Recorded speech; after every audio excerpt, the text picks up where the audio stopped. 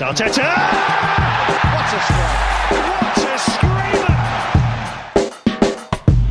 Zola! And a fantastic goal! Arsenal back in it! And here's Limpar, lines it up, finds the net. Arsenal in front. It's taken us 249 episodes, but we've finally come up with some quality content. This is the Arsenal Vision post-match podcast. My name is Elliot Smith, and you can block me on Twitter at Yankee Gunner. It is our special 250th episode edition, and we are so thankful to have you here, so thankful that you've stuck with us through the era of dodgy audio and uneven debate and unreliable internet, all the way up until now when we have dodgy audio, unreliable internet, and uneven debate. So thanks for that. I want to thank everyone who has signed up on our Patreon and supports the podcast that way. It means the world to us, as well as those of you who don't and just listen to the regular podcast. That means the world to us too, and we love you all, and we are so appreciative of that. So without further ado, let me tell you what's coming up. Down the line, we have Clive and Paul. Tim and Scott couldn't make it here, but in some ways, not being able to have everybody on is the best way to celebrate 250 episodes of this. But we also have James and Andrew, Gunnerblog and Arsblog from the Arsecast Extra on for you. That's down the line just a little bit as well. But first up is Amy Lawrence. She is someone who you probably know better than you know myself or anyone else on this panel. We are thrilled that she joined us, and we're going to lead off with that. So without further ado, let's get started with this special 250th episode. It is now my great pleasure to introduce to you someone you already know and likely know better than myself, but that is Amy Lawrence. You can find her on Twitter at AmyLawrence71. She's the producer of the fabulous film 89. She's the writer of the fabulous book Invincible. You can read her great writing in places like The Guardian and The Observer and elsewhere. And Amy, it is an absolute pleasure to speak to you. Fantastic to speak to you too. Hi, Elliot. Hello. So let's start with something that you recently wrote about, and that is the new leadership structure at the club. Ivan Gazidis, after strutting around and putting himself front and center at the introduction of Unai Emery at the club, left. And, I think that probably came as a shock to a lot of supporters. I'm not sure how much of a shock it was within the club, although I expect it was something of a surprise. But that has led to the increased responsibilities for Vinay and Raul, and you got the chance to sit down and speak to them about their new responsibilities, about their relationship with the Kroenkes and the ambitions of the club. So I think, first and foremost, how impressed were you with the job they're doing and the ambitions the club have set out for them? Just before I start, I'm going to throw something at you, which is to say congratulations on 250 episodes. That's too kind. I can imagine it takes a lot of dedication to do something like this just off your own back, and reflects something I think that's important, that's very much shows how the club has changed over these last couple of decades in terms of its internationalism. When I first started supporting, when I first started watching Arsenal, you could travel the world and meet someone and start chatting, and they'd say, "Where are you from?" And you'd say London. They'd go, "Whereabouts?" And you'd go Arsenal, and there'd be a bit of a blank face. And people didn't really, didn't know as much as they did today. And I think it's an incredible thing that people from all over the planet get up at strange times and spend probably far too much of their working lives scouring the internet for news or clips or highlights or whatever's going on. The same as if you live 10 seconds away from Highbury. So anyway, I digress. I want to say I appreciate it, and I'll tell you this: they give you one invincible season, and the next thing you know, you're cheering on Nicholas Bentner on the wing for a few seasons. So that's the reality of losing your heart to a football club. Exactly. You don't know. If you're gonna. I often think about the old school Manchester City fans who had to have this almost self-loathing that was part of what went with their territory for so many years when Manchester United were so dominant and they were round the corner, and they just used to be famous for City-itis and having a glimmer of something and then blowing it. And now look. So, and equally, you look at a team like Leeds United kind of beginning to climb again under Bielsa, but they were they were a huge club in England. They were massively important, huge crowds at Ellen Road. It was a great place to be as a buzz. They were in the Champions League. It was, they were chasing the dream, and then they spent years in the wilderness. So you sign up for a club and you've got to take whatever comes your way. For better or for worse. I've made that commitment on one other area of my life, and I'm sticking with it. Right, very good. Anyway, so your initial question about Raul and Vinay. Well, I think there are two main things that I found striking, being able to meet them and have a conversation with them, that was something that you felt was a difference in terms of their approach and ideology compared to Ivan Gazidis. They made a big show, and they will continue to say the self-sustaining model. That has been the case pretty much from the day Arsenal left the ancestral home of Highbury and went to the Emirates for this brave new world, was self-sustaining. That was the plan. That's still the plan, and that's the plan going forward. With Stan Kroenke taking his full ownership of shares, it was evidently unlikely to be a big shift in that idea. But where there are subtle differences is in the way that Ivan presented himself and went about his business, and in the way that these guys do. And one thing that's quite clear is that they're very eager to present a much more open, much more sort of personable public face. So they want to almost give the impression of re-engaging with the fan base, because there had become, I think, a bit of distance, and that distance was exacerbated by the small shareholders who found themselves bought out, and no more AGMs, and this idea that Stan can take a little bit of transparency away from the fan base, and they are really they seem like really nice guys to be around. And I think that the way they are around the club on a day-to-day basis is they want to talk to people, they want to be out there, they're not kind of hiding away in an office and dealing with suit stuff. And Ivan did feel like more of a behind-the-scenes guy. He used to be more away in his office doing his stuff and not integrating so openly with people. For example, Raul, I think, spends a lot of time wheeling and dealing, and almost in some ways reminds me of the way that David Dein in the old days of David Dein and Arsene Wenger had that kind of finger on the pulse of people in football. He could walk into any room in the football world, know people who knows people, chat to people with this kind of smiley way, and get on with people. And I think Ivan's a bit more reserved than that.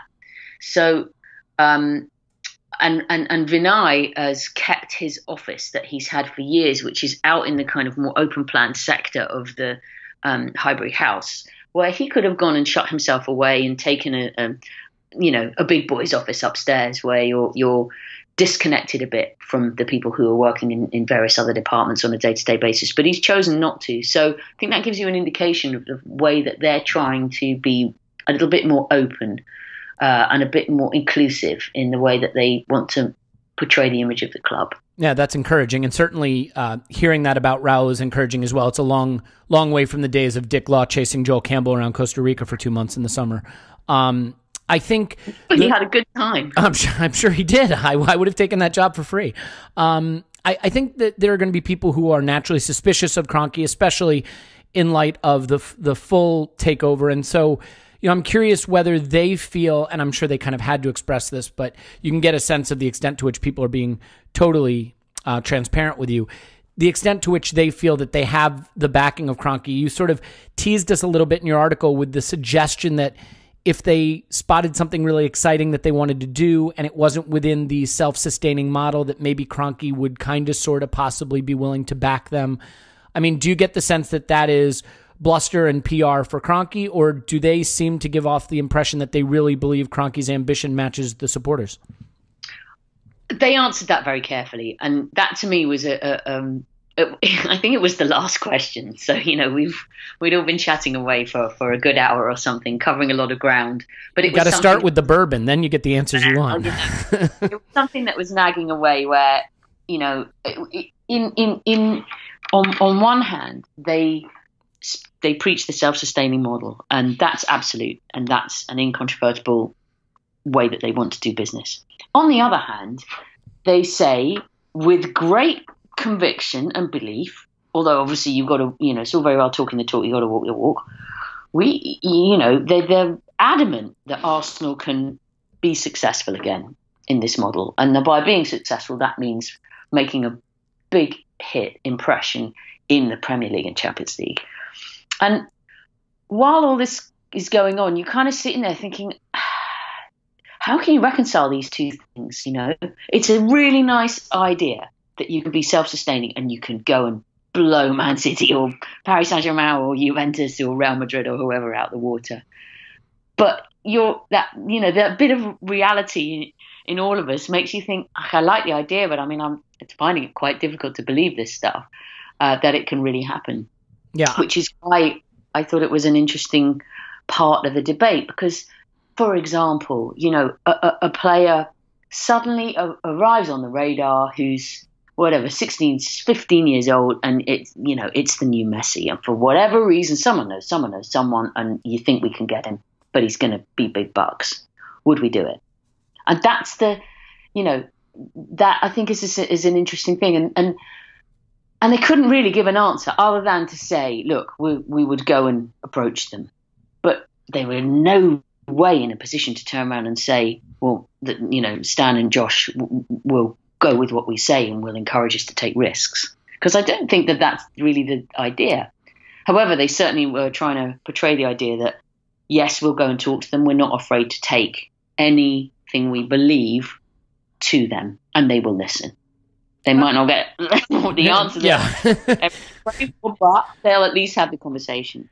Yeah, when they hit him on the WhatsApp group asking for 80 million for the next Messi, they just get the new phone. Who this?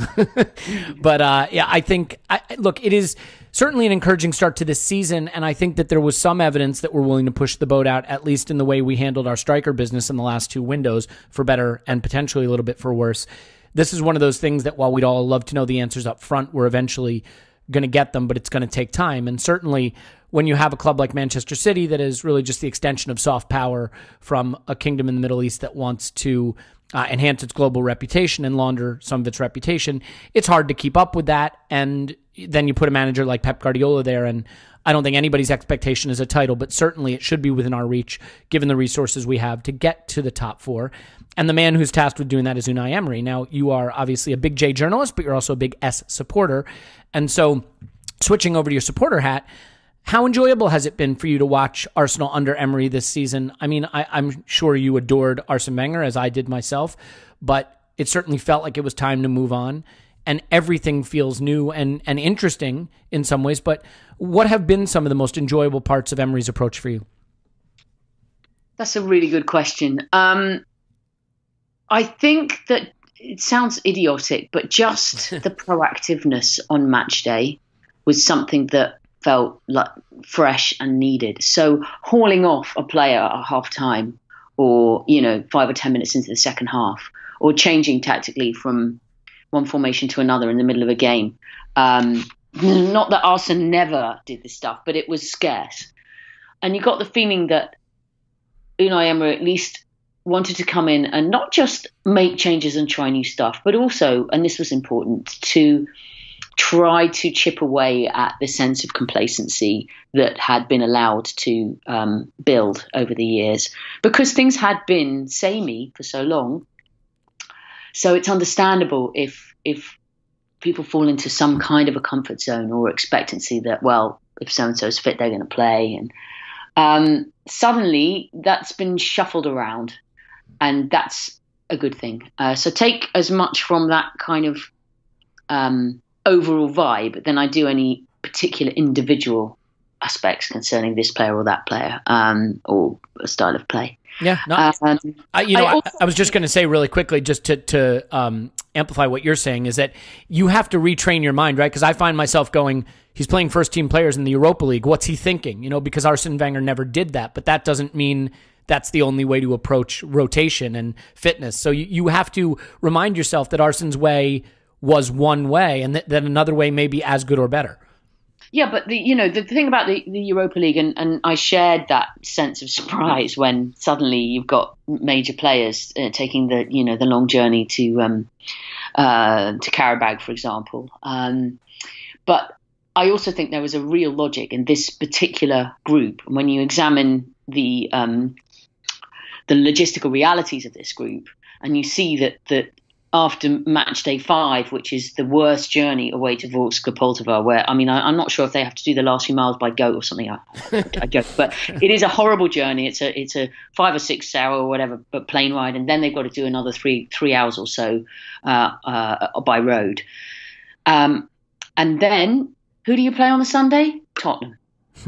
So I think there was a logic and a bit of forward planning there that said, let's get this group nailed. Let's try our absolute best to sort the Europa League out, get qualification done, and deal with that Vorskla game, which is the most logistically demanding. Look, he really surprised me if he takes a strong team out there. Let's put it that way. In all reasonableness, he's going to take a less experienced team out to that game. And then if you do still need some points to try and wrap up top spot, you can try and do that in the final home game against Karabag, which shouldn't be too demanding, whoever's being picked. So I think there's a good logic there. And even though it felt very different, it's quite refreshing, because instead of kind of shuffling right the way through the group stage and kind of getting through, it's getting business done first and then relaxing. Yeah, I mean, the flip side of that, of course, is you watch what happened to Danny Welbeck, which is heartbreaking, and you see Lichtsteiner pull up with a hamstring injury, and there is a tendency to want to say these guys shouldn't have been risked. But of course, yeah, but they didn't. These are the guys who haven't been playing that much. They need to get. That's exactly what I was going to say. They need the action. The guys who pulled up were the ones who have been overplayed in these first few months of the season. Then I think you could argue, well, okay, how wise was that? But in actual fact, these were, particularly in the case of Danny Welbeck, an incredibly unfortunate incident that I guess can happen at any time. Yeah, and ultimately, I do think we're in a different situation than a few years ago, because it was the case for Arsene Wenger that he had very clearly defined first 11, and beyond that, it was a lot of kids. And so, he didn't have the same situation here where maybe Unai Emery wants to keep Aubameyang sharp and give him chances to play the number 9 position, which he's not playing in the first team, and he wants to keep Danny Welbeck sharp. And, he has players like Lichtsteiner who aren't 18, 19 years old, but he is the backup for Hector Bellerin right now, and he needs matches. So, there is a little more of a need to keep the players fit. And certainly I think the medical science, the technology behind tracking their fitness levels is sharper than it used to be. And so he will know full well if these players are in the fabled red zone or not. So we have to put a little trust in that, even though I admit that is not always my strength. Sometimes I'm prone to the hysterics when it comes to my reaction to things. One of which is the striker situation. I'm curious to get your thoughts on this. After years of, hard-working, if unspectacular, Olivier Giroud, and those are my words, I will not put those in your mouth, we now have 2 strikers who potentially sit at the top table of European football at that position. And the manager, or the coach in this case, has opted for Lacazette as his first choice number 9 and Aubameyang out on the wing. And he's sort of a low-touch player out there who doesn't always look comfortable. I personally, love Aubameyang. He's one of my favorite players, but I don't think that position has worked for him. How do you feel about the way Emery is handling his 2-star number 9s, and is there anything you might like to see him try differently? I think that was always going to be the killer question about this season when he came in, is how can you get the best out of those 2 together in this squad? The main tasks in a way that he faced coming in was obviously Arsenal's capacity to concede idiotic goals at inopportune moments and show vulnerability. Just an overall approach to sort of more robust defending, but also how can you get this front half of the team to really express itself to the maximum? And I mean, obviously there's been flashes, a couple of remarkable team goals, some fantastic individual strikes.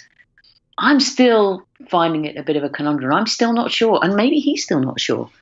And I think the decision to go with Lacazette is an understandable one, because overall he's a player whose work rate and whose determination to win the ball back and whose kind of consistency of energy level during the game makes him probably a more authentic focal point. But you just wonder, I think when Aubameyang, if he's playing up there on his own, there are moments when he drifts in and out the game and you feel like the initiative can sort of get lost a little bit. So I can see the logic in it, but I'm just not sure that we're still getting the maximum yet. Yeah. And the fact that you both enjoy playing together, which is obvious, and get along is a really positive thing. But you've seen a few little tiny weeny signs of little hints of discontent if one's had to be on the bench and another one has been on in certain games where neither of them look delighted, shall we say. But it's that, in a way, the victim is the system, because if you've got an unbelievable midfield, you can play two guys up front in a sort of old-fashioned front two. It was fine playing with Bergkamp and Henry, for example, or Ian Wright, because you have Patrick Vieira.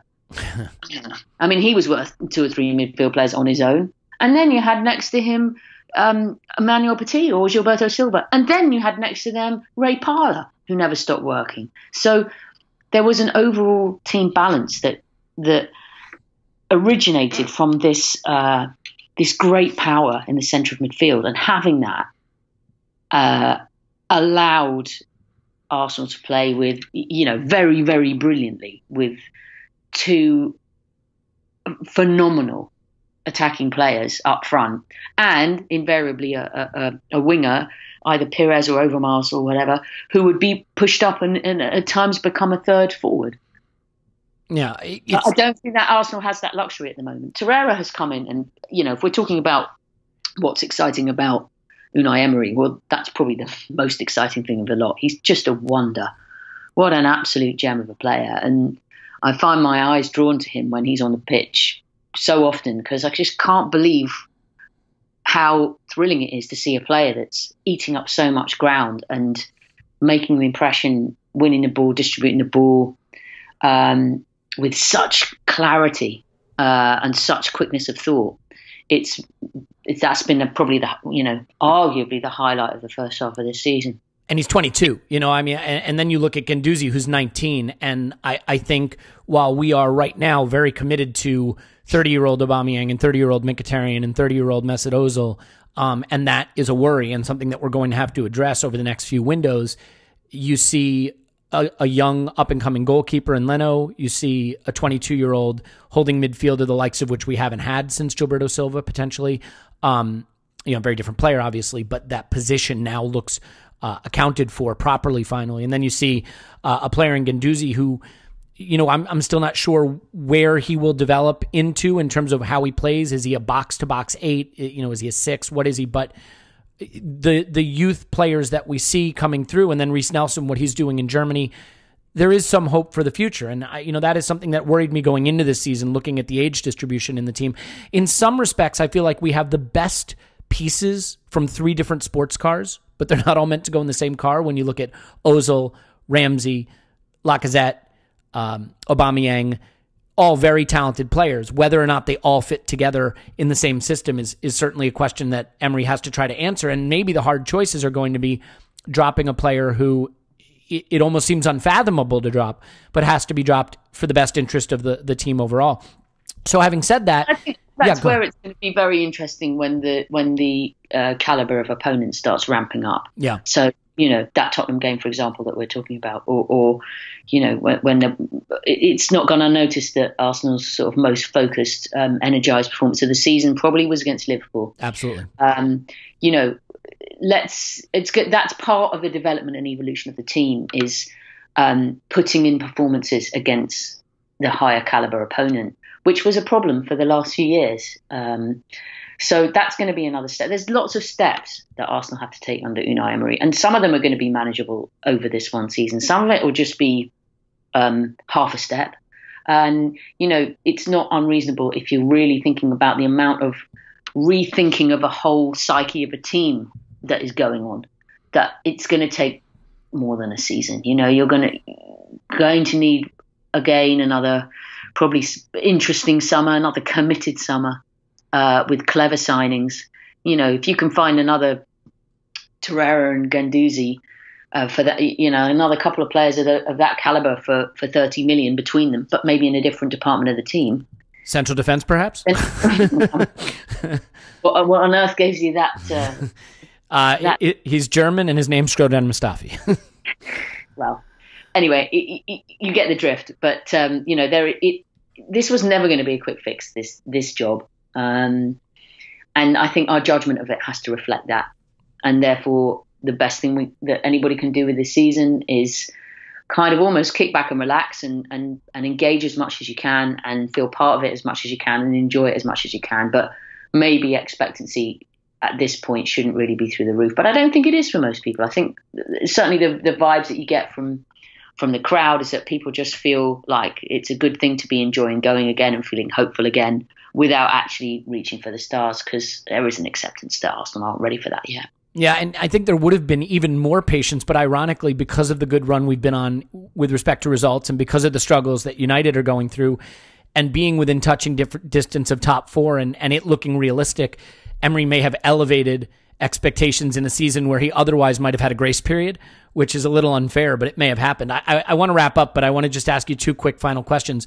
With January looming, we now have a head coach and not a manager. And so I'm just curious to get your thoughts on how that works logistically. Could Emery go to the backroom team and say, hey, this is what I need, and then they identify the players and they sign them? How much input do you think he has in incomings and outgoings, or do you think that is really done outside of his purview?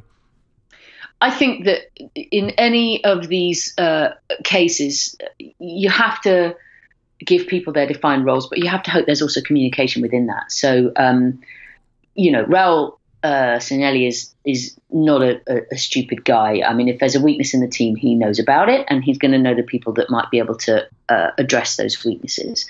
And dealing with Sven Mislintat, the new head of scouting, and so on and so forth. So these guys are talking all the time, and they're planning not just for the next window or the window after that, but even possibly further down the line. But I think that they would include Emery in conversations, but I think he doesn't get final say. That's fairly normal, I think, in the way these things tend to operate now. I would be surprised if there's movement in January of any great scale, unless something very unusual happens. So a super serious injury to someone which leaves a position deeply under strength, they'll have to go and try and do something.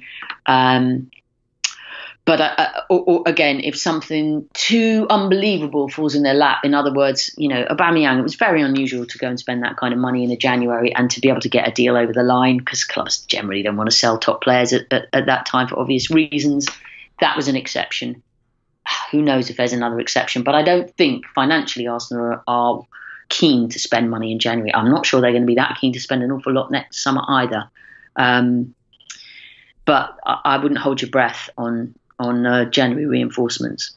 All right, we'll have to do it with what he has in the arsenal, so to speak. So then as a final question, do you think we can sneak into top four this season, or is that maybe a bridge too far for now? It's November, of course. Okay, great. I mean, hello.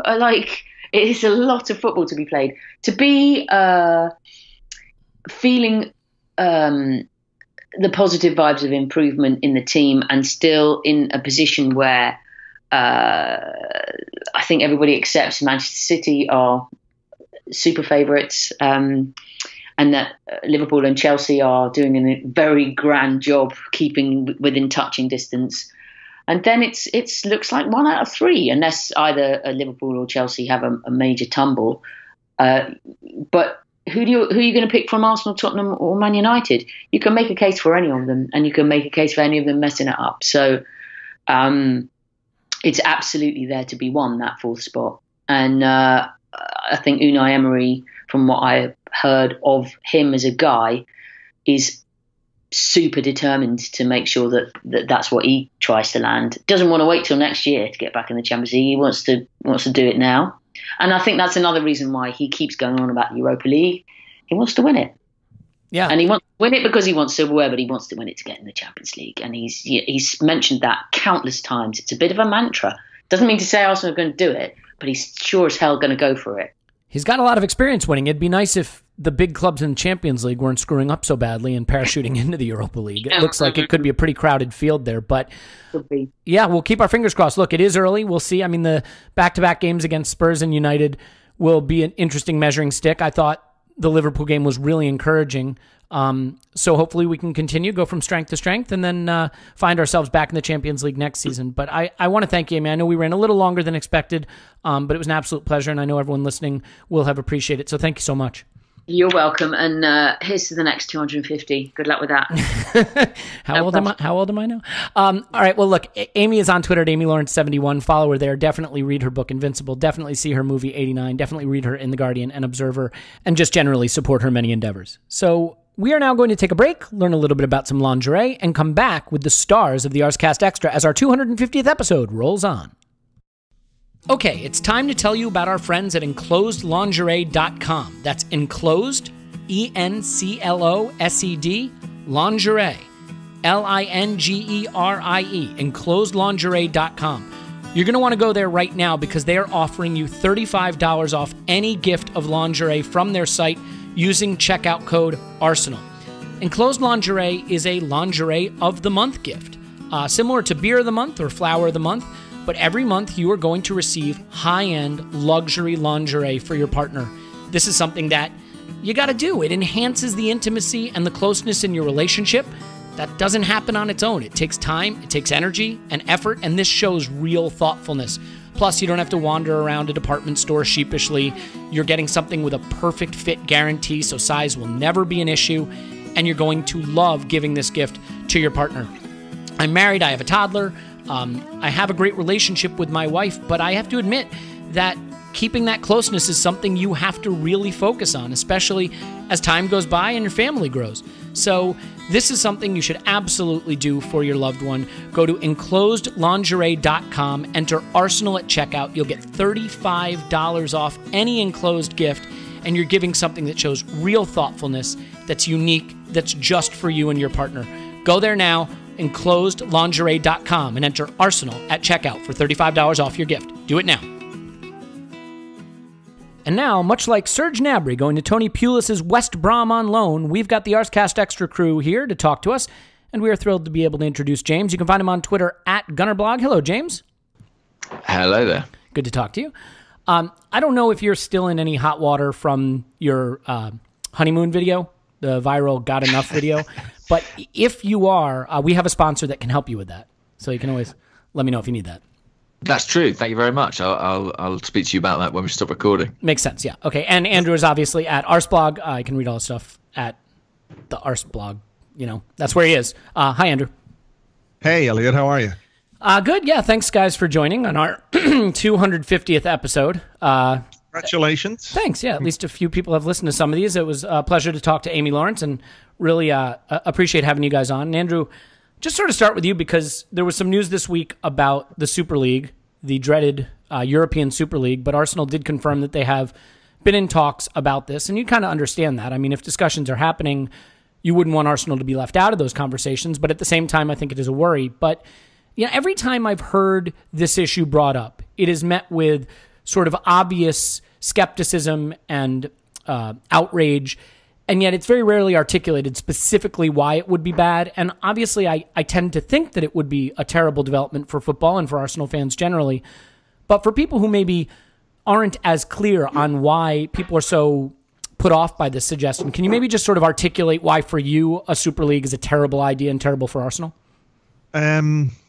Yeah, okay, I'll give it a try. I think it's because it would be a construct not of sporting reasons. You know, obviously the Premier League exists, which was the old Division 1, and the football leagues existed and were brought into existence to create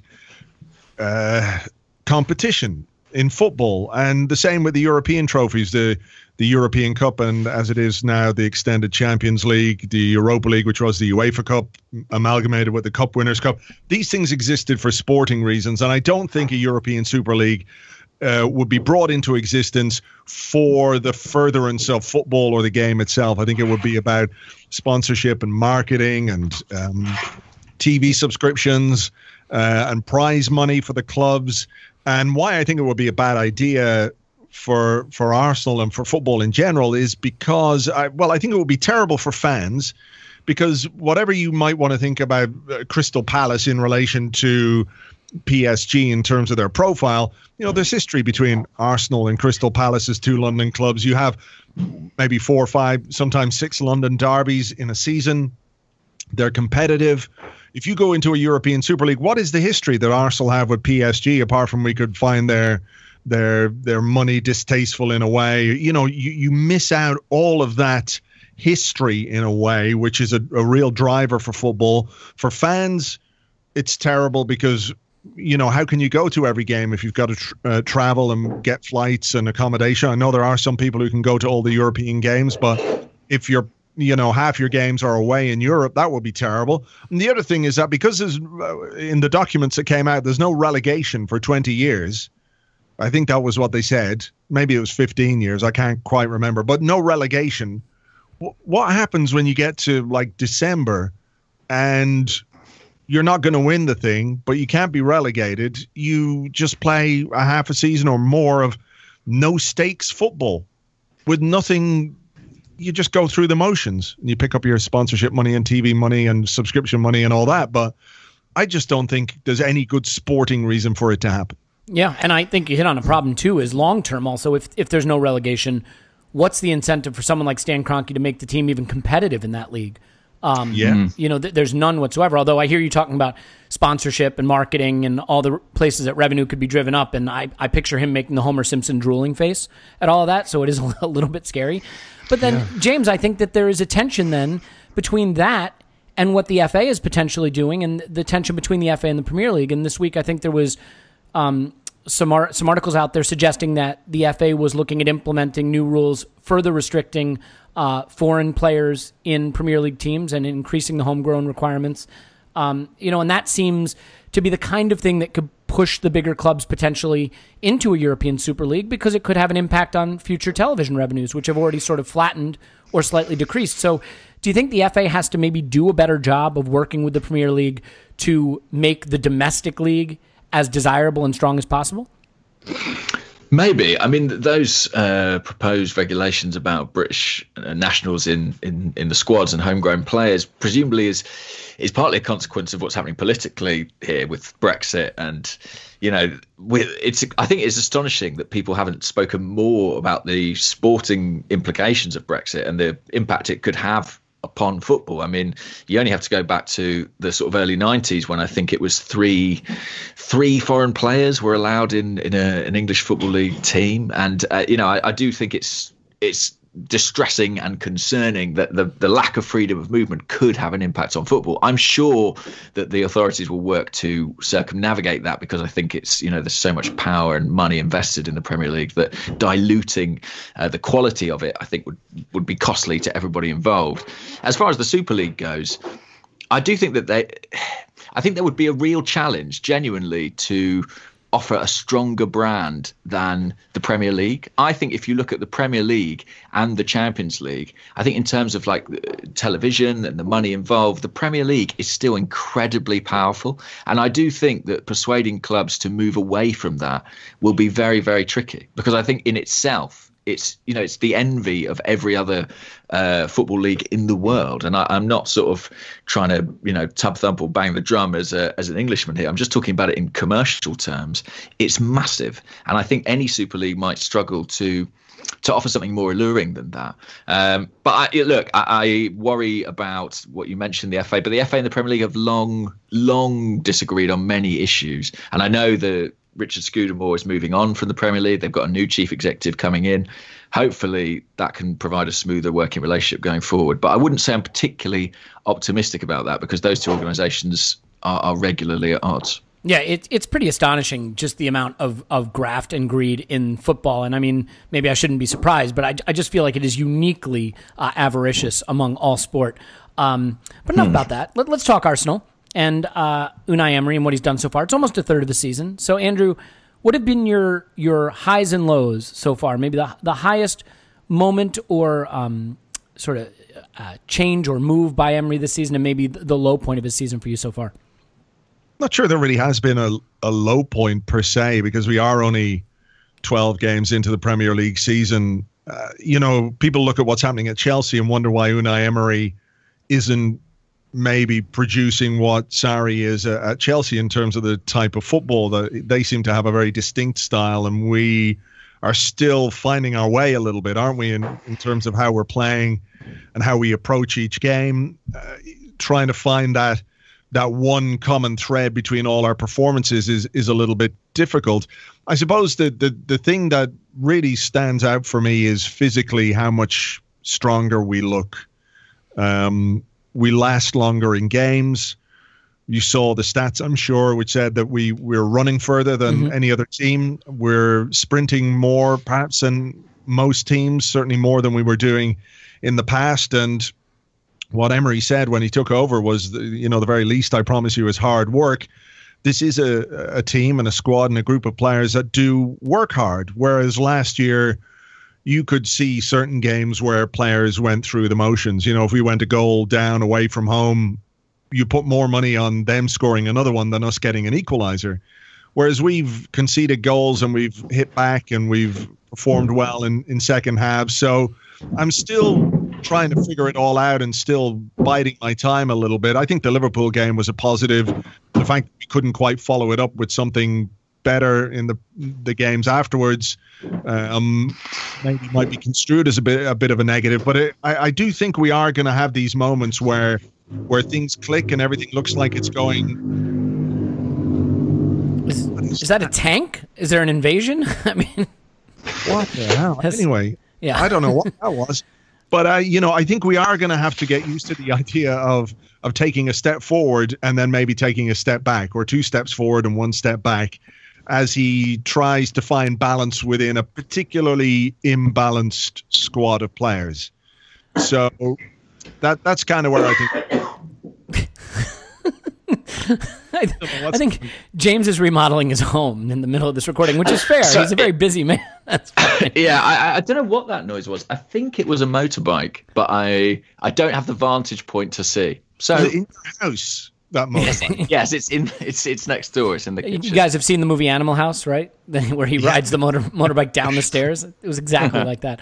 I think that's fair. I think, if I had to pick a low point, and I'm always perfectly happy to do that, I think... You're the man. I am the man for that. I've got the right job there. I think the second half at Chelsea would have been what I'd pick, because I thought he called off the dogs a little bit and maybe went a little too conservative. And that was maybe a mistake given the way that game was going and how open it was. And I'm not saying we would have won it otherwise, but I think we were there. I mean, you could understand the caution, though, couldn't you? Because, we'd had that little 15-minute spell where we created all those chances in the final part of the first half, and you get it back to 2-2, having been 2-0 down, and it didn't look good, and all of a sudden we burst into life. He still doesn't know, or didn't know at that point, what his players were capable of, I think. True, that's fair. I can understand that it was disappointing to lose, but I could understand the approach there. And I just think naturally away from home, you're a little more inclined to sit back in a game like that. So I wouldn't really put that as a low point for me, but.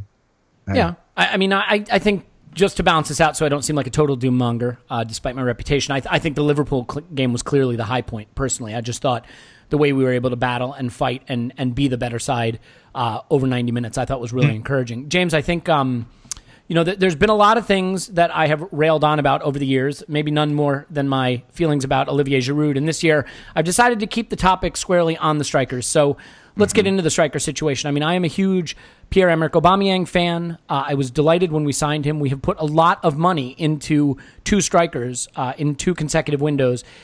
And I'm not convinced that left wing position has worked for Aubameyang. So I'm curious to get your take on whether you would continue to go with Aubameyang on the left and Lacazette through the middle, or if you maybe have an alternate approach to how to handle the striker situation that we could communicate to Emery and get this sorted out.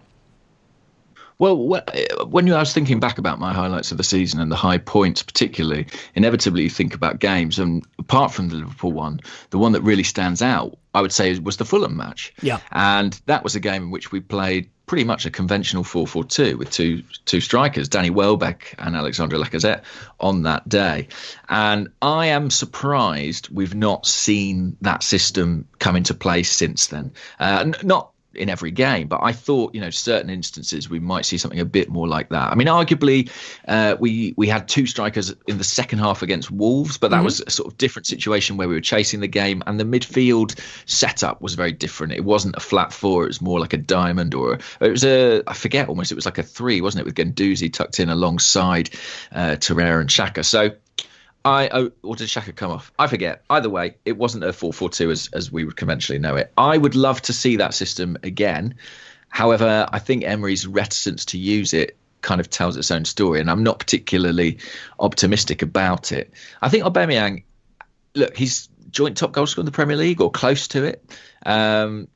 He's been very productive. He hasn't even scored all of those goals starting games. He's come off the bench and had tremendous impact. But what he's not done is been involved in games consistently and had a positive impression over the 90 minutes. But my question would be, is he ever going to be? Is that something that you just accept? Whether he's playing centre forward or left wing, he's always going to be a guy who what he does is arrive in the box and score goals, take up great positions, beat the final man, score the goal. He's never going to be someone who you're wowed by, about his possession play or his link play.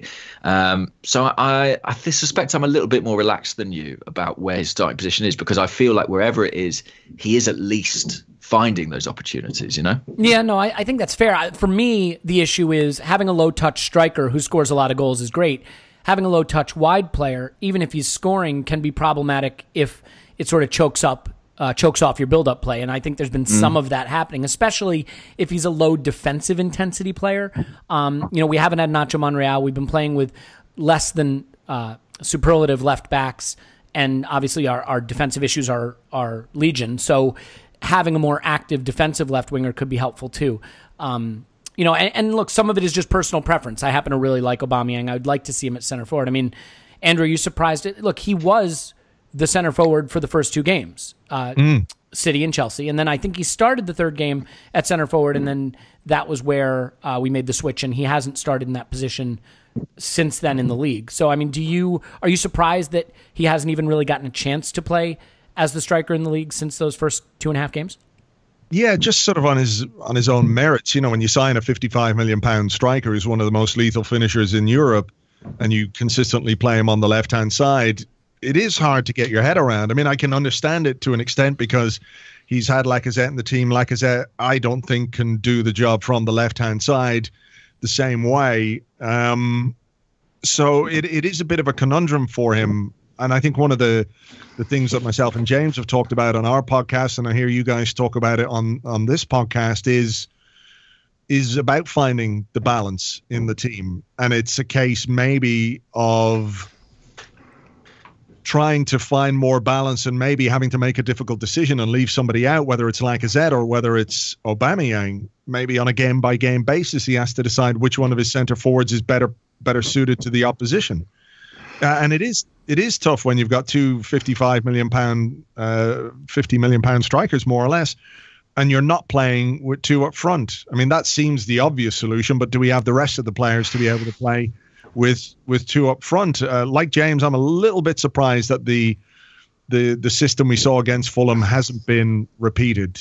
But Mesut Ozil wasn't available that day, was it? As I recall, yeah. And I think back problem, exactly. And I think that is maybe the big factor here, because he is someone who doesn't necessarily fit that shape in any discernible position. Just a quick thing on the two strikers. I was just thinking about it then, and while I would agree that our front four hasn't really clicked as often as we would like this season, I do worry that the player who does give it real structure a lot of the time is Lacazette, and I fear that if you take him out of that team, I'm guessing, we don't know, but I feel like you might get an even less coherent front four, because I just feel like he is the fulcrum who at least ties it together at times. And I feel like if you take him out and you go with a low touch player in there like Aubameyang, I worry that we haven't even necessarily got the guys to go behind to make that work as a 4. I feel like Lacazette's the only guy who can pull all that together and link the play as the centre forward, and that's seemingly what Emery requires from his number 9. Yeah, I mean, that's entirely possible. I think the interesting thing is, though, if you move Aubameyang central and take Lacazette out, it means you get to bring in another more on-the-ball, ball-dominant player into that wide position, like an Iwobi, right? So someone who can dribble, someone who can beat a man. Right now, we have very, very little of that. And part of that, too, I think, is Ramsey hasn't really gotten to play on the right. Mkhitaryan's maybe been a little more disappointing than we would have hoped on the right. Iwobi doesn't seem to be the same player when he plays on the right. So we're definitely short a winger. I mean, James, how do you feel about what's happening with Ramsey? I mean, I know you've spoken about it, so anyone who's listening to your podcast, which is everyone listening to this podcast, will sort of have a sense of your feelings. But with rumors now that he might be off to Bayern Munich and the likelihood that we are going to lose him for free, I'm just curious to sort of get your take on how significant a problem this is for the club and what we need to do to try to replace that loss. I mean, it's difficult to get too angry about it because the mistake has been made. The mistake was made at the latest this summer. I really was of the opinion that a decision had to be made on Aaron Ramsey in the summer transfer window, and that was that he sign a new deal or be sold. And I think as far as like a month out from transfer deadline, I was kind of saying they need to sell this guy because it's not going to happen. One of the questions actually we had for the Arsecast Extra this week that I forgot to get round to was about would I rather it's probably from Facebook, sorry Facebook, would I rather sell Aaron Ramsey to a Premier League club in January or lose him abroad for free at the end of the season? It's too bad you can't remember who it's right. Although if it came from Facebook, it's probably from a Russian troll farm, so it's fine. And it is a good question. And my genuine feeling is that I would take the money from any source for Aaron Ramsey at this point. Like I'm so sick of losing players, even though it would be undervalued. The idea of losing a player with his kind of market value for nothing is absolutely infuriating to me, especially given that we had that happen with Jack Wilshere. We might have that happen with, Danny Welbeck. I don't even know how long David Ospina's got left on his deal. It feels like we're just a year. So it feels like we're just leaving money on the table all over the place. And it's not like, from what we're hearing inside the club, we've got so much cash to spend. I just don't think, given the work that we have to do on the squad, that we could possibly afford to leave money on the table in the form of Aaron Ramsey. However, the power lies with the player at this point. And why would he go in January? It's not even like there's, say, a World Cup or a European Championships on the horizon where he's like, I desperately need to be playing football this season in order to keep my international place or something of that ilk. I think for him, it probably makes sense to sit tight, see it out and make a huge amount of money come next summer. But I find that maddening, absolutely maddening. Yeah, it becomes a huge problem too, because then if we don't have the revenues from selling assets like Aaron Ramsey, we obviously got no money for Alexis Sanchez, although we got Mkhitaryan, who we cannot turn in any money. You worry then down the road you could be in a situation where if Lucas Torreira looks like a world beater and £60 million offers start coming in for him, you wind up having to sell players that you want to hold on to make up for the revenue you didn't generate with previous players. And that would be a real shame, because in Torreira and Guendouzi, we look to have two players that could be the future of the club, really. I mean, I don't think it's an overstatement to say that the next 10 years at the club could be largely down to their involvement, the success or failure of the club. So, Andrew, I know you are a huge fan of Shodan Mustafi, but I want you to set aside the personal preference for a second and look at it objectively. With a lot of big games on the horizon and a much tougher schedule coming up than the old Project 24, that was really Project 22, what do you think is the best center back pairing between the three that have been playing? I don't know, really. I was looking at this earlier. Holding and Socrates have started in 4 Europa League games together and we've kept a clean sheet in 3 of those. We let in some goals. I think it was against Vorskla. Was 4-2 or something like that? Mm-hmm. We haven't seen enough of Holding and Socrates to say that that's our best central defensive pairing, but we haven't seen enough of it. Maybe we've seen enough of Mustafi plus Holding or Socrates to suggest that there's a common denominator there. I think it's an area where we're really a bit weak, and I'd like to see us go with Socrates and Holding just because we haven't seen it. We have been generous, I think it would be fair to say, in terms of the chances that we've allowed the opposition throughout the season. And I don't mean to say that it's entirely down to the center of our defense, because there are defensive issues throughout the team, I think. But if you can get a good partnership going there, it does help. It really does help. I mean, Holding seems to have jumped ahead of Socrates, although it does depend how much he has been affected by that injury he picked up. He's back playing for Greece, so we'll see what Unai Emery does on Sunday when we go away to Bournemouth. You know, we'll have Koscielny back at some point soon as well, so we'll have 4 centre halves, which might give him a little more scope to move things around when we've got Europa League games and Carabao Cup games, and we're obviously playing Tottenham in that. So it's just impossible to say which one is our best, but the one that I haven't seen enough of is Socrates and Holding, and I'm all for giving that a little bit of a go so we get a bit more insight into how they might work together as a pairing. Yeah, I'd love to see that. I mean, I think Holding has progressed to the level where he can be a perfectly solid partner to a strong leading center back next to him, and I think Socrates, both on experience and characteristics, has the quality to do that. I am not a huge Mustafi fan myself, and I don't know that it does Holding any favors playing next to a guy that is as rash as he tends to be. I mean, do you think it's fair, just Andrew, really quick, to expect anything from Koscielny? I mean, what are your basic sort of expectations of what he can add now that he's theoretically back in the mix?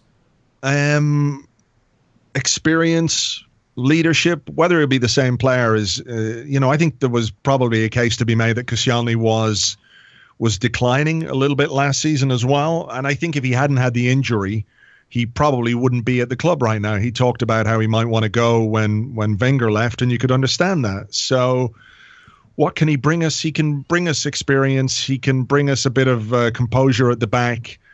I think it's a lot to expect for him to come back from such a traumatic injury at 33 years of age and be the Laurent Koscielny that, we really enjoyed when he was at his peak. But I don't think you could write him off. I think we've got good medical people at the club right now, and good rehab people and fitness people who will be working with him to get him back up to speed as quickly as they can, but without being reckless in any way. So I think he'll be eased back into action a little bit, but if things don't improve at the back with Mustafi, with Holding, with Socrates, if there is an issue there, then he might just be the guy that they use in the second half of this season. If he can get the games into those legs, he just might be the best option that we have at centre half, and that will say a lot about what we've got at centre half, doesn't it? That, a guy who's right in the very September, October of his career is the best option that we have. It's unconvincing there at the moment, but it could change quite quickly. If Holding and Socrates do come together and form a partnership, we could be sitting here in a month's time thinking, well, this is great. So you can't write it off, but at the moment, it's hard to have a great deal of confidence. Yeah, if I had to put on my optimist hat, which admittedly is in the back of the closet and very, very dusty, I think I would say that Koscielny was maybe in decline in part because he was plagued by ankle trouble, Achilles trouble, and maybe this time away has allowed him sort of ironically to totally heal that up, and that a Koscielny not playing every game, needing like pain-killing injections and with Achilles in problems, may be a better Koscielny, albeit maybe a step slower, but better than what we had. I mean, that may be total projection on my part, but it's kind of what my optimist hat would make me think. So James, it's going to be an interesting couple of games back to back when we face Spurs and United in consecutive league games, and I am not convinced that Emery is totally sure what his best team or system is. And if Clive were on right now, what he would say, albeit in a much sexier voice, is that there is no system or set lineup, and we should be okay with that. But I'm going to force you into one. If you had to pick how you'd set us up for those games, who would you pick, sort of generally, and how would you like to see us set up for those two big games? That is difficult to predict, isn't it? I think, I although I've spoken earlier in this about wanting to see 4-4-2, I don't think either of those games are the games for that. I think who would I want to see? I mean, the team's got to be built around Xhaka and Torreira for me, because that's, I think, been the most coherent, the most promising element, and most consistent, really, part of the pitch. So I'd work from that. It's going to be a back four, even though listening to your chat about centre halves, I keep thinking every centre half we have is more comfortable in a 3 than in a 2. I keep thinking that if I had to pick 2 centre halves to play for my life from the current Arsenal squad, I'd probably pick Koscielny and Monreal. Or jump off a cliff. Yeah. Well, one's crocked and one's a left back. But I mean, yeah, so centre half is a huge concern. But I guess your best team is something like Leno, who I think has really established himself now at this point. Bellerin, who, in terms of the upsides of Emery coming in, I think Hector Bellerin's improvement this season's really up there as one of the real positives, as well as a clutch of other young players. Holding would be included in that, Iwobi too. But yeah, I suppose you'd have Bellerin and Monreal. Hopefully he'll be back and fully fit. Centre half, I'm inclined to agree with you guys. I think I've seen quite enough of Mustafi alongside anybody. So I'd be interested in Socrates and Holding. I know it's relatively untested, but I feel like that's probably the best partnership that we can currently do, especially given that we need Monreal at left back. Xhaka and Torreira speaks for itself.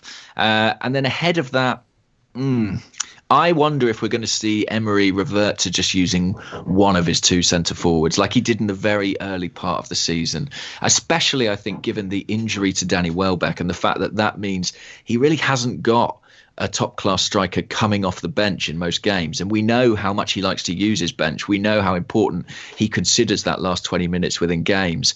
I feel like we might see him keeping one of those guys in reserve as a game changer for the next few weeks, because, you know, as much as I rate Eddie Nketiah, I think he's a promising young player. I think asking him to come off the bench with 20 minutes to go against Spurs or United and make a huge difference, I think that's a lot to ask at this stage. So I wonder if keeping one back not only solves the problem of playing one out of position, but it also gives you a little bit more flexibility off the bench within games. Yeah, I tend to agree with that. And I think, I listened to, Andrew, to your interview with David Ornstein.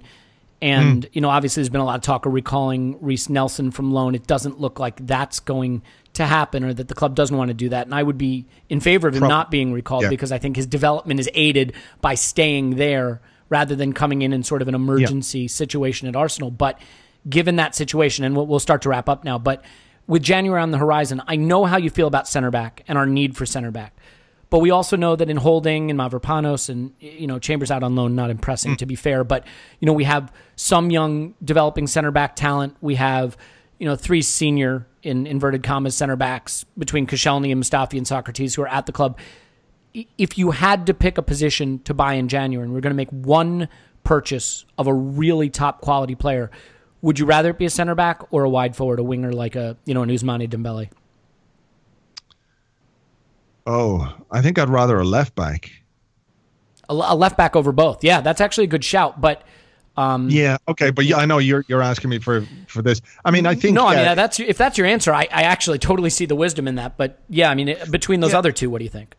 Sure, I think you're right in terms of centre half, that we have the numbers and who might be available in January to come in at centre half is another question, but that applies just as much to who's going to be available from an attacking point of view. We talked about Ousmane Dembele on the Arsecast Extra this morning, and it's very rare. I don't see Arsenal giving Barcelona a big chunk of money for Dembele.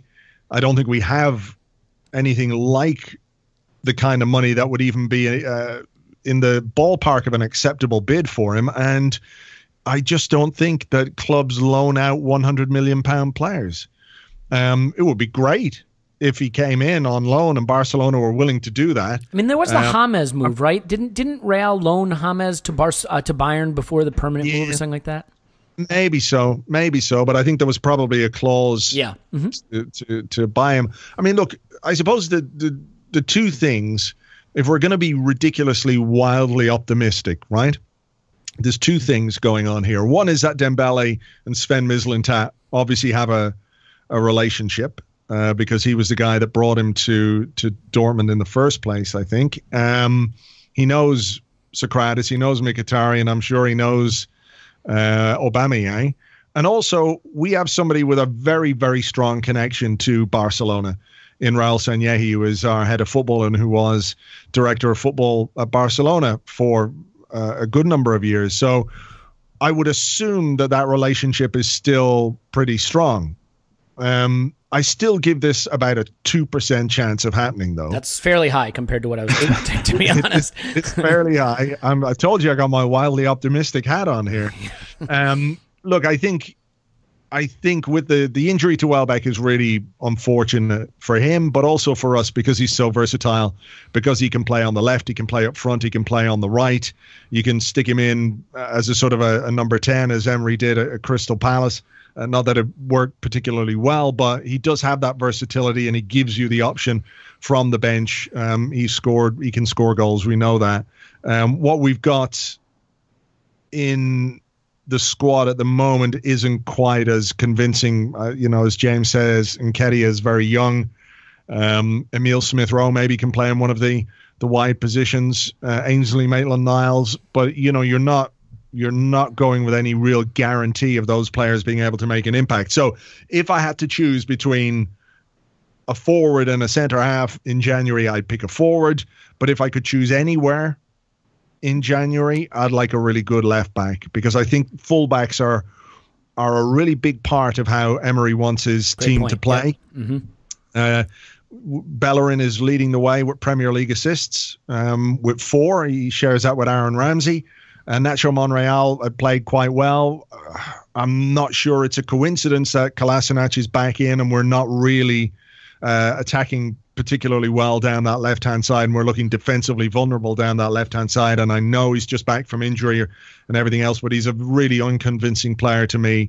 Monreal's getting a bit older, and I think in terms of what we want to do and how we want to play the game, if we can find not quite a carbon copy, but a player similar in style to Hector Bellerin on the left-hand side, I think I'd really like that, and I think it would make a difference to the way we perform. No, that's a great point. I think if Emery's going to be our coach for many years, the future of our success probably depends on having a permanent solution at both fullback positions, and there isn't one at left back. So I agree with that. All right, before we go, it says here that I'm contractually obligated to ask you one of these. So James, would you rather listen to one Arsenal Vision podcast episode that's just me singing, or record 100 Arsecast Extra episodes that's just would you rather questions? Wow, I'm stuck between a rock and a hard place. Big time. I'll choose. I will listen to you sing, Elliot. I'm a fan. I know. I know it gets a mixed reception out there on the interwebs. Is that what we're calling mixed these days? But as a man who has ventured into a bit of warbling myself, yes, to my cost on the internet, the cost of my dignity, essentially, I empathise with you, and I respect you for doing it. So I will choose that. I don't think 100 Arsecast of Would You Rather questions is something that needs to happen for anybody. I mean, technically, over time, in aggregate, you will have that in the library. I will tell you, if you ever really, really want to humiliate me, you can search around and find an EP I recorded of piano power ballads. That what the shit? Really? I am not kidding you. Yeah. Mm-hmm. You see, how do we find that one? There's another Elliot Smith. I'm not. See, if you can find it, then you get the reward. This is going to be like that.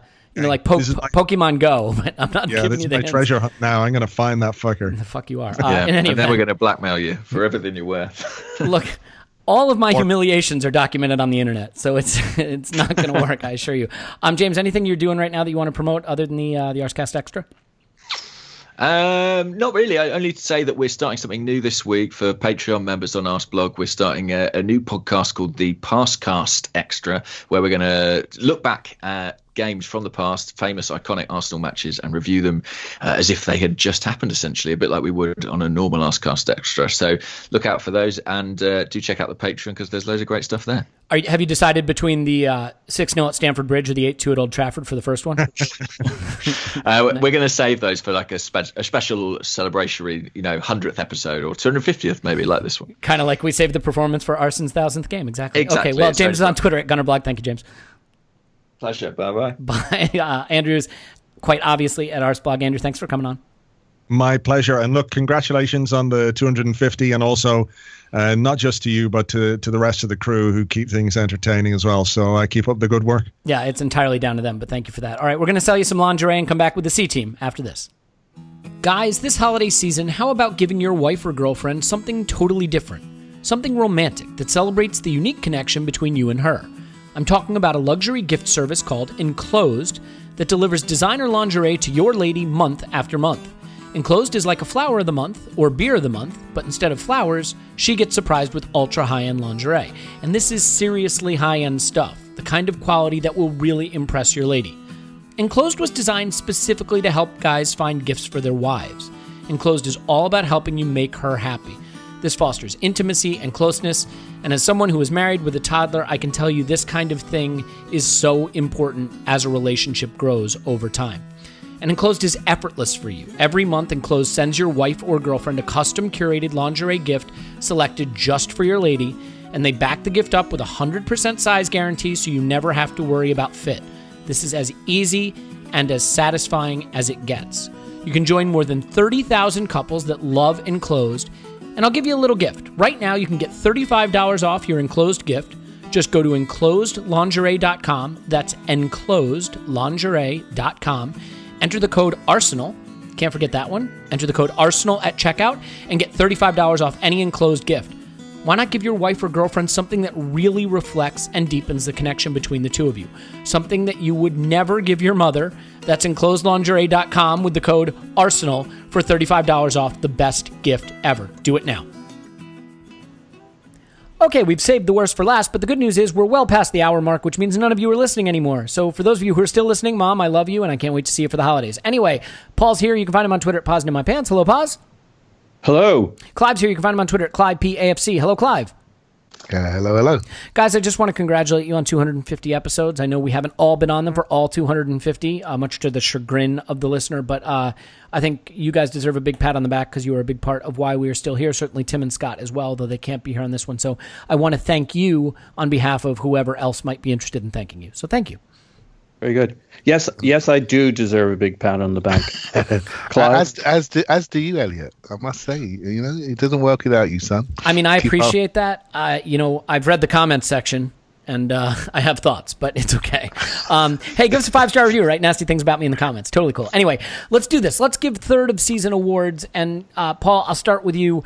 We're about a third of the season in, and since when have we ever relied on scientific accuracy for anything? So let's do it. Let's say, what has been your favorite performance of the season so far? Oh, that's easy. But before we get to that, I just want to say you're a rotten, jammy bastard. Is that to me or Clive, or both? To you. Okay, good. Perfect. Okay, moving on. I know what you're... No, hey. I know what you're doing with this podcast. You got feckin' James and feckin' Andrew on. You got somebody who's actually funny on it, and somebody who's actually Irish. Yeah. Yeah, you've been replaced. The good news, though, Paul, is they wouldn't possibly ever come back on the podcast. So, the rest of the episodes are yours. By the way, don't forget, I've also got Amy Lawrence, who is actually insightful and intelligent. Knowledgeable. So, I know. It's a crisis for all of us, frankly. That one's at you, Clive. Yeah, but her voice is not yours, Clive. So she's got a good voice. She doesn't have the baritone, my man. She does not have the James White. All right, look, we said we were going to do 25 minutes. We're already trending towards an hour. So, Paul, favorite performance of the season so far? Liverpool. It was easy. Okay, very very easy. Quick summary of why? Well, because it was real opposition. Maybe it wasn't the best Liverpool we'll see, and maybe we had the advantage of it being at home, and maybe even then we gave them plenty of chances, and maybe it was a game that suited us in that they came at us to a large degree. But to play against a top team who can battle you in midfield, who had three good midfielders, and to dominate the midfield and to impose our personality on them for most of the game. Beyond the result, had we won or even had we lost, I would have had to have had the maturity to remind myself that was the performance I was looking for. So it's easy for me. Paul, what's you are Paul? Yeah. This is just like every other episode, me screwing up and everybody else covered. Would you like to be me for one question? Not even for half a question. Clive, what was your favorite performance? Well, I would say Liverpool, but I'm going to be different for content, right? So Hashtag. I think Fulham, funny enough, I think leading into the Fulham game, we were on form, but that one I was always concerned about. No one else was at the time, but I thought after the Europa League game, that one worried me a little bit. And we went there and played very, very well. And I thought the belief went up since that game, our sort of offensive belief. And I just think I started to believe a lot more in what we were doing. And it was a day when, people were singing nice things about we've got our Arsenal back and all the rest of it. And I just thought, yeah, that seemed like the day we walked into the light. Obviously, from a performance perspective and an opposition perspective, Liverpool was the one where I think we took another step forward in belief, because now we believe that we can maybe battle with these top 6 teams and really perform. So, Yeah, for me, Fulham is the one that really started to get me thinking. Mine was Qarabag away. Okay, so Paul, what was your favorite goal of the season? Hey! There's only 2 options, so pick one of the 2. Yeah, I think it was the one that came. Oh, so it is really close for the 2 of them. I think the Ramsey finish is the little better, and that's why I got the award. But I think you can't pick both. You leave Clive with nothing, so you're picking that one. Clive, what was your favorite goal of the season? No. Okay, Clive. The one that wasn't Ramsey. the Aubameyang. The Aubameyang. I'm only doing that to wind you up, Elliot. But yeah, the Aubameyang goal for me on the night when Ozil did his earn his money, right? So that was the one. So that whole game was just beautiful. Mine was Emil Smith-Rowe's scuffed finish. Okay, what, Paul, would you say was Unai Emery's best trick of the season, thing he's done this season, move, decision, lineup, something that you would point to and say that was a high point for me of his early managerial reign, coaching reign? Well, I've had a little chance to reflect on myself over the interlude. I've come to the conclusion I'm a lousy judge of coaching and tactics and coaches. I consider myself... Do you want to know when I came to that conclusion? You mean it didn't take all 250? 2.5. Look, no, so like Ice-T, when you're watching, what is it, Law and Order SVU, and he's like really upset about like some pervert or some pedophile. And but he has absolutely fucking no clue who the culprit is or who the perpetrator. That's me when it comes to coaching and football. And so I don't feel right about judging Unai Emery. But on the positive side, I guess we're getting to be positive here. So, what's the harm if I'm wrong? I'd go with, I like his substitutions and the fact that he makes some and that they happen at halftime, but that he manages to convey that without it being a demotion, take this man away from my sight, exile him to another land. He's done it to Guendouzi a bunch of times without hurting his confidence one iota. So I think in general his substitutions have been proactive front foot. And he has the legitimate reason to say, listen, guys, I'm trying different shit. So you're just going to have to go with me on this. I'm going to shake things up. I'm going to make some subs. So that's it for me. No one particular moment, but lots of early subs, decisive. I don't agree with them all, but I like it. Clive, what's your favorite Unai Emery move this season?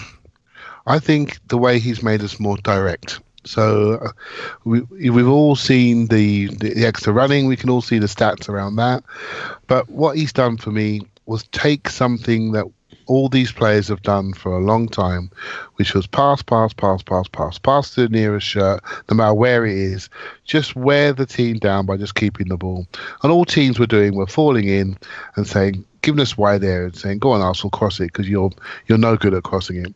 But what he's doing now is he's making the pitch bigger, much more direct, and they're passing forward immediately, and that's causing different types of goals, length of the pitch goals, and I'm feeling we're not turning away from good opportunity.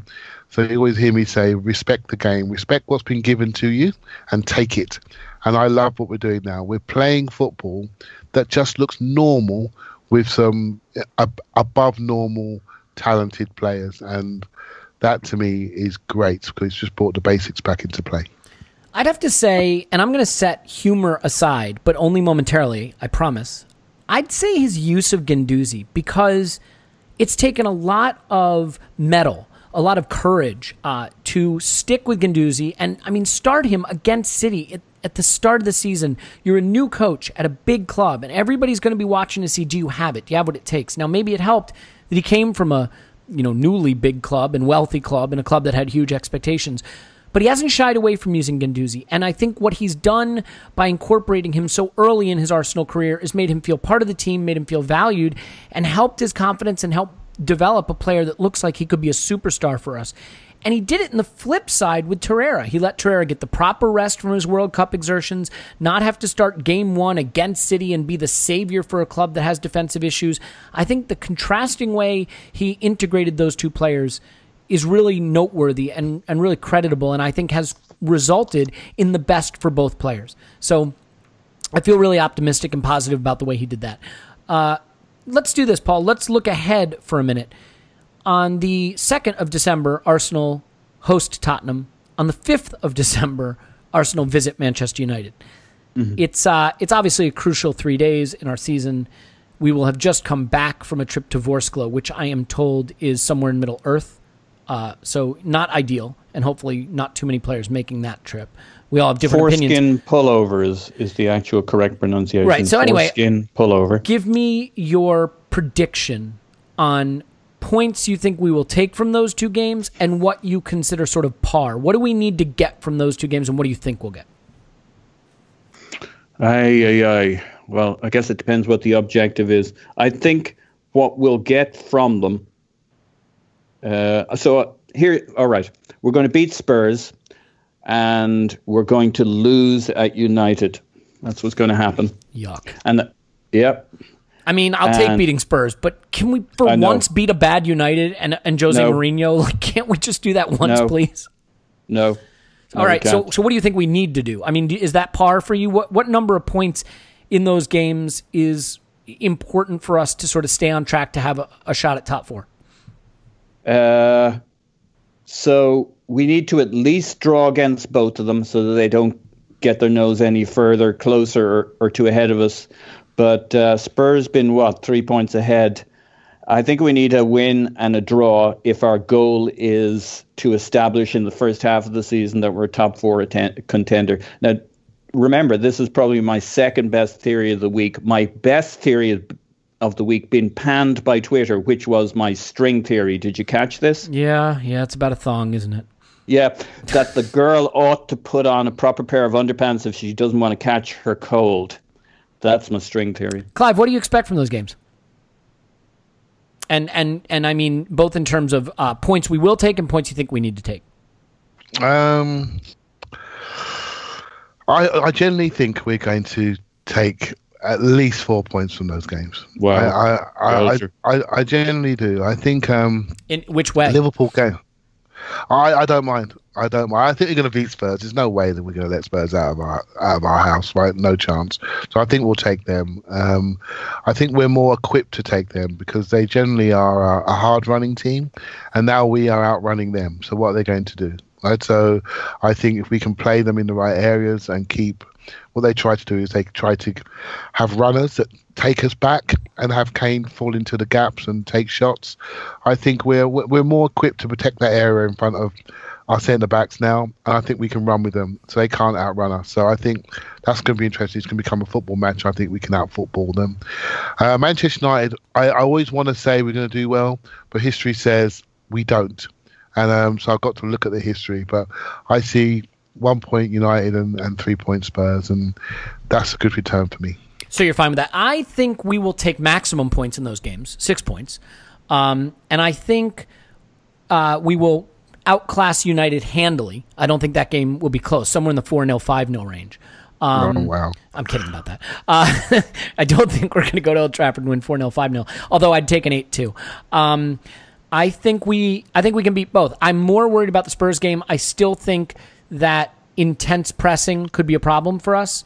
I think we saw little signs of it when we got pressed by Chelsea earlier in the season. I think we saw very little of it against Liverpool, which was surprising, but I still worry, and I think that will be a really interesting referendum on the Xhaka, Torreira midfield double pivot, because we will really, really see, does that help us confront teams that press, and how Xhaka handles it in particular. So the Spurs game scares me a little on the press side.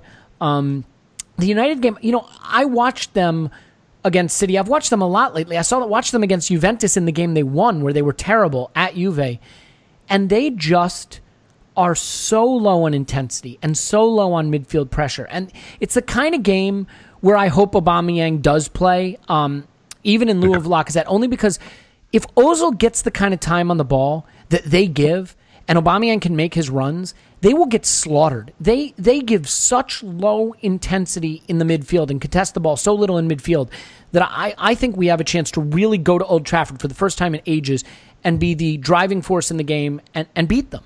You see, Elliot, I got to come back there, mate. I mean, what you're saying there sounds absolutely wonderful. But if you can just, but it's wrong. If you can just breathe for a second, close your eyes, and tell me a game where Ozil played well in the northwest of England. Tell me a game where he went to City or United or Liverpool and did exactly what you're saying. Well, he hasn't played in a bunch of them, but that doesn't help. What you're saying is absolutely is perfect, but in the end, I think we need to have a sense of reality, right? And this is maybe the day for three of them in midfield, with Guendouzi and Xhaka and Torreira, and really dominate them. But you know what, Clive? They just don't contest midfield. It's bizarre. Like, they don't contest at all. Like, Pogba doesn't contest the midfield at all. They're not playing Herrera. Like, they have no intensity in that part of the pitch, especially, weirdly, the attacking third. Like, if you have the ball at the edge of the attacking third, they're giving you 5-6 yards, and that is a recipe to get absolutely slaughtered by Mesut Ozil. If there's one thing Mesut Ozil can thrive on, it's low pressure at the edge of the final third. He'll destroy you. Yeah, again, I can't argue with that. You're absolutely right. But I think the way to beat them is to take their personality away. And the way to do that is to control the area of the pitch, the middle area of the pitch, and move the ball with intensity going forward. If we do that, I think we start to shake their confidence in their backline. I think their weakness is their backline, and we tend to play laterally across midfield. If we can drive forward from their midfield areas and really make them defend their spaces around their box, I think the crowd will get onto them, and I think they could go. Manchester United are not a team that flows, and they are a team of moments, and they will create moments if we allow them to. So I think it's important we take the ball away from them and make them feel edgy. And I just see a more intense set of players being able to do that rather than an Ozil. Remember that Manchester United are based on their physicality and their size. And I think if we can take that away, take the ball away, and work and fight with them, I think we stand a great chance. Yeah, I mean, I like that. Paul, do you want to come back on that, since this is kind of an interesting topic and we finally settled on one? Do you have any follow-up thoughts on that? No, I think Clive's ultimately right. It's a big game if Ozil starts for him to put his impression on it, on a game up north, on a game against Manchester United, against Jose Mourinho, who knows him like the back of his hand. And so I think it's a really interesting battle. I think ultimately we might be slightly doomed, just because I think it's a bit of a bugaboo for us, whereas I don't think Spurs is. I think mentally, even though they keep having better seasons than us in the last couple of years, they still, I think with the crowd behind us at the Emirates, that'll more than offset any kind of superiority they may have thought they were coming in with. So, but I think United and Old Trafford is a long way away from us, and it'll feel like that in the last 15 minutes of the game, which Jose will be looking forward to. Look, they are 16th in expected goals allowed. So, like, defensively, they're just really, really bad. And that's what I look at. I mean, I wouldn't mind playing a track meet with them at Old Trafford. I know Jose isn't going to want to play that way. The thing that scares me is, look, I think Jose is going to approach it like the coward he is. I think he's going to sit back and look to counter and feel that long balls into space and, Lukaku out-muscling Mustafi or Holding or Socrates is the way for him to play. And that may work for them. The one thing we can't do is let them score first because, Jose is the master of holding on to something. And we saw even in the game at the Emirates a couple seasons ago where we should have won. We battered them, but they had a goal early. Once they have something to hold on to, they're a totally different proposition. So I think that's the key is just don't let them get their nose in front. But their defense is nothing to worry about. Clive, final thought on that? Yeah, the big key is, you know what, mate? We've got two forwards. We got three forwards. One's got a long-term injury.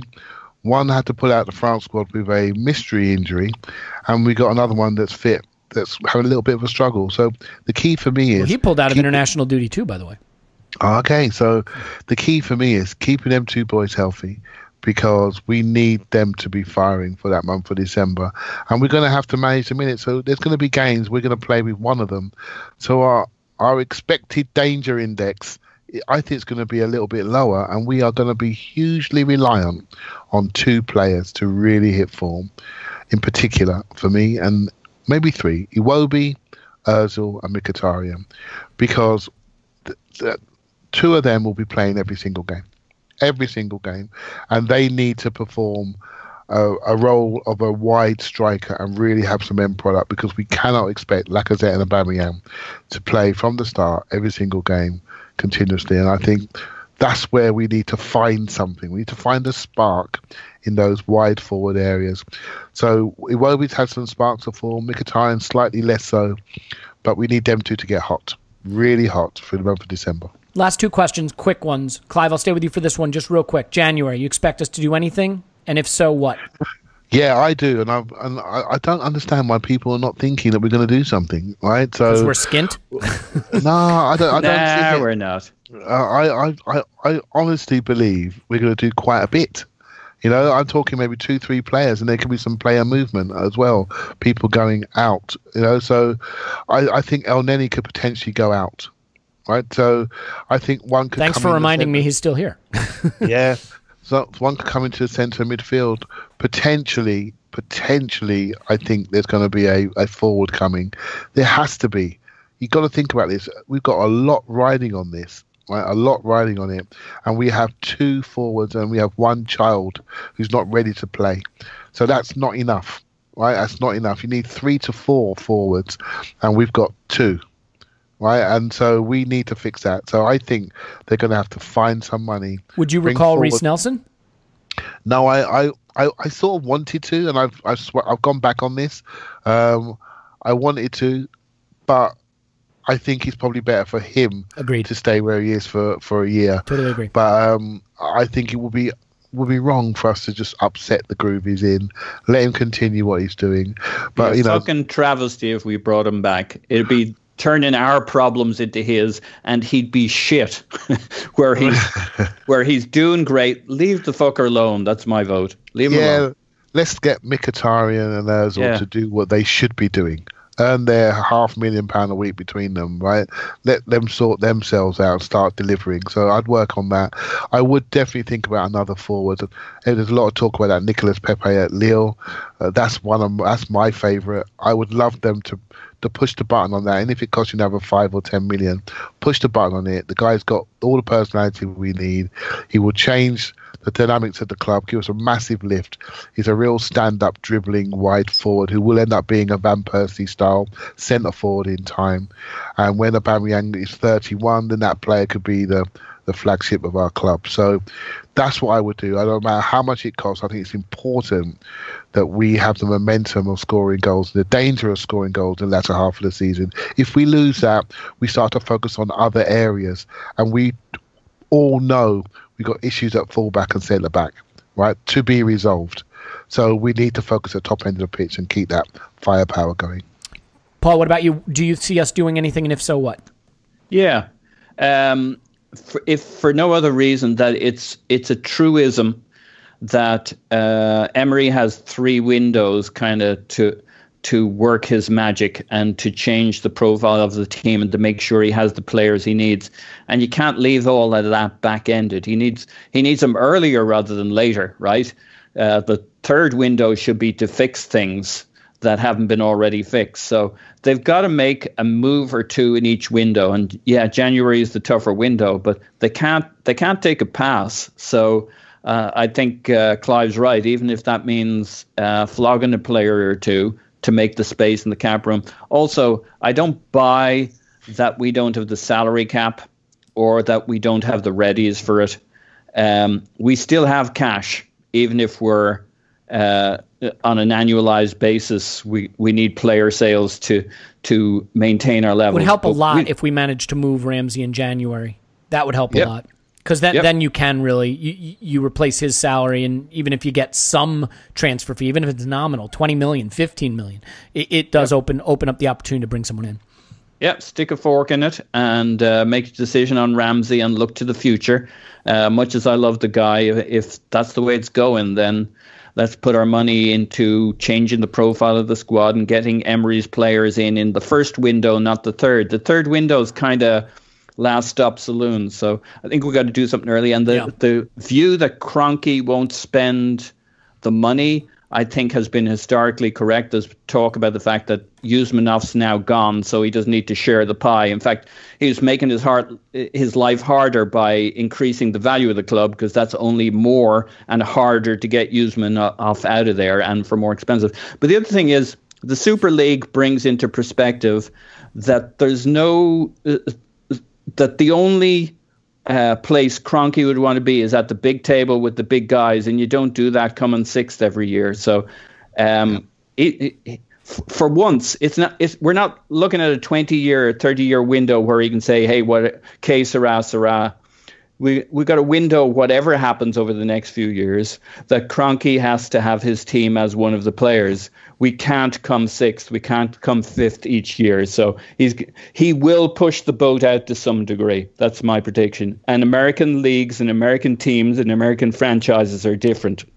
Yeah. Given the Premier League model and this European model, we've got to be a player, which means we've got to be top 4. He'll put money in there somewhere. From your lips to his wallet. Let's leave it there. That's plenty. We've had a wonderful episode, and we thank everybody for listening, all the special guests that joined us, and especially you, Paul, at Pausing in My Pants on Twitter. Thank you. Woohoo! Clive's on Twitter at ClivePAFC. Thank you. Thank you very much. And I am Elliot Smith. You can block me on Twitter, Yankee Gunner. And once again, from the absolute bottom of my heart, which is the best part of my heart, I assure you, I want to genuinely, wholeheartedly thank you for listening. Thank you for signing up at Patreon. Thank you for being with us for 250 episodes. And we certainly hope you'll be with us for at least one more. Another 250, we'll see, but at least one more. Stick it out with us. We love you. We appreciate you. And we will talk to you again after Arsenal 10, Bournemouth 0.